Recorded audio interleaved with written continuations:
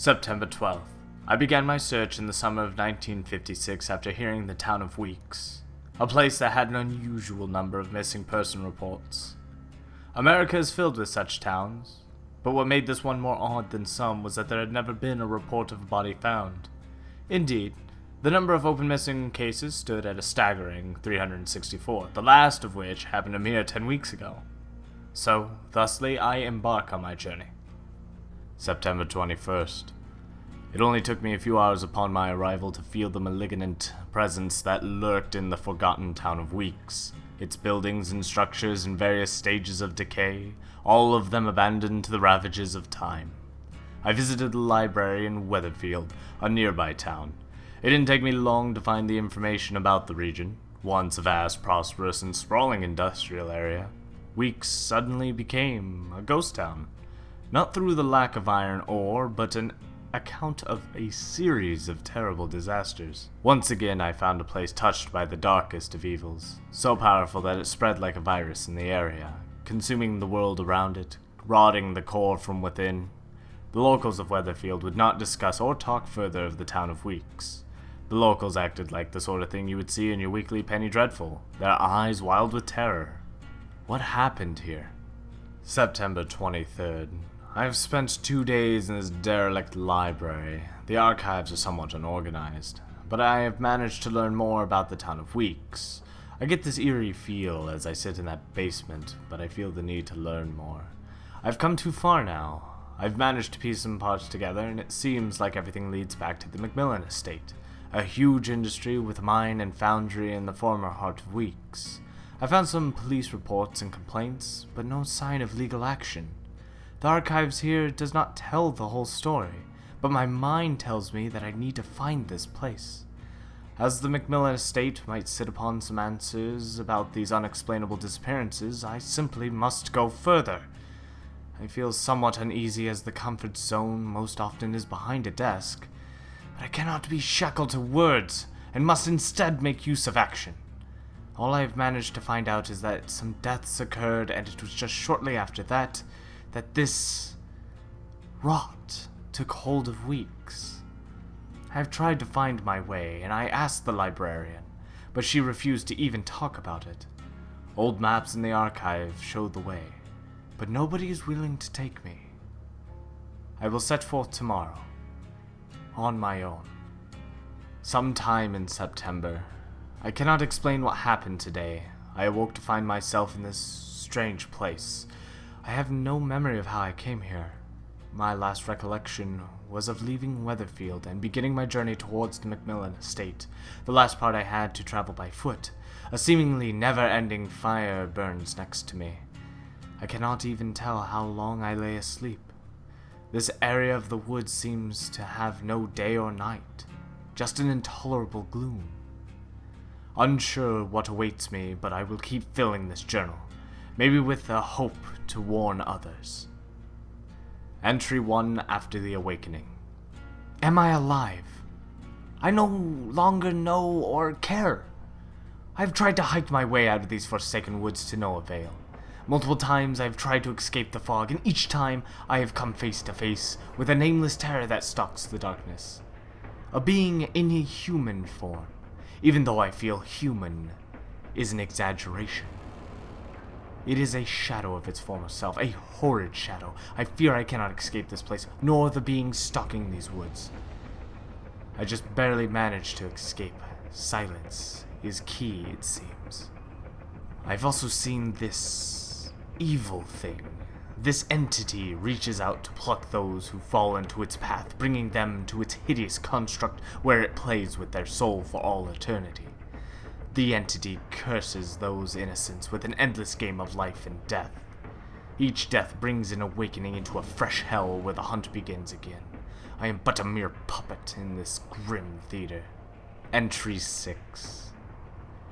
What defines reality? Is it just that you can taste and touch? Feel the pain as the blade slides in between your ribs? Taste the iron-tinged flavor of blood in your mouth and the smell of death as the darkness takes you? Is it hope that drives you on? hoping that the next time will bring your actual death, or hope that the next exit reveals a way back home. I yearn for some kind of escape, be it death or life. Entry 17. The entity is a force of darkness from an ancient place with no name. No sense of purpose other than to endlessly torture its victims over and over again. It is torture and not death. It seeks as there is always an escape. Perhaps it feeds off our hope as it seems to offer it to us before dashing it cruelly at the last second. With each death, I feel myself weaker, a little piece of my soul devoured by the darkness before I wake up. I fear eventually that I will lose hope. I wonder then what this dark entity will do with me. I want to find out, but I fear the answer. Am I alone here? I believe I have seen traces of others as the beings hunt me.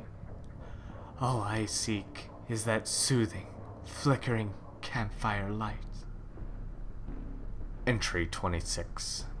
Each killer seems pulled from a place of great darkness. Their own violent action summons this most ancient of evils from its slumber. The entity reaches out, taking them willingly into the place between worlds where it demands they do its bidding. They must hunt and kill the prey set in front of them. Some go willingly, others need to be convinced. The entity tortures them until they are less than human and far more thing. Until the last light of humanity has faded from their souls and they take up their weapons and sacrifice the survivors. The killers needed to feed the entity with the hope that keeps it alive. I am a pawn in this parasitic charade. Entry 49. My travels have revealed 4 hellish places connected by one true evil. Each one features a past so violent and disturbing that it ends up a jumble of things I will never forget. In these places of such foul thought, something lurks between the fabric of what we know as real and the dream world. Awoken by violence, it touches our world, calling the killers and victims to it. The more it pulls from the real world, the stronger it becomes, and the more it spreads. I came seeking answers, but I drown in riddles instead. I know not how long I will be able to carry on. I have all the time in the world, but only during the small pauses that I am granted. During the hunt, my time is restrained. I learn more and more, but my hope and my sanity depletes faster and faster. What am I to become of me? Have the killers started out at this campfire too? I bid this journey adieu. I must focus on staying alive.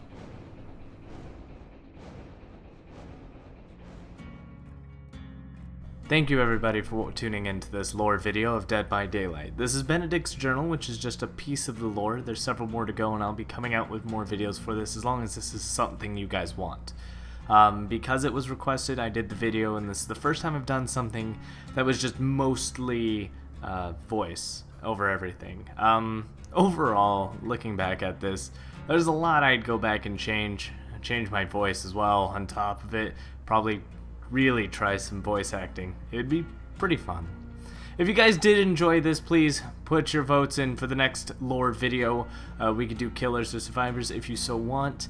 Also, don't forget that I do play Dead by Daylight if you're somehow tuning into my channel for the first time, and I'll include those in the links down below in the description area, per the usual. I really hope this turned out as well as you guys thought it did, because I can't tell you how many times I've gone back to re-record my voice on the same entry over 100 times. Trying to figure out if I wanted an accent or a voice. I think I overall changed the voice I was using about 4 times throughout this creation of lore, so it's pretty interesting. Dead by Daylight's lore is also available on the website of deadbydaylight.com, and you can check out their lore as far as Benedict's journals, sightings, survivor bios, killer bios, and realms of the entity. With that being said, I want to thank you all again for joining me for this wonderful evening of Dead by Daylight lore. Like, comment, subscribe, and as always, good game.